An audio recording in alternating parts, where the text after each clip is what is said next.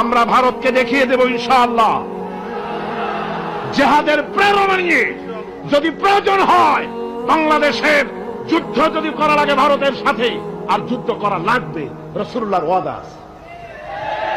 কার ওয়াদা?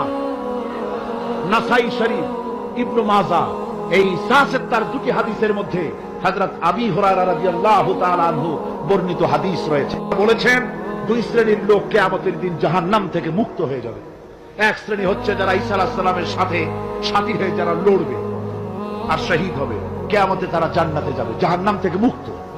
আর দ্বিতীয় শ্রেণী ভারতের সঙ্গে একটা যুদ্ধ হবে, রাসূল বলেছেন হিন্দুস্তানের সঙ্গে একটা লড়াই হবে।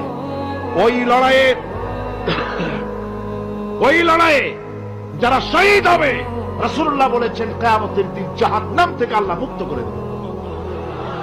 সেই লড়াই ভারতের সাথে আমাদের হবে। ওই লড়াই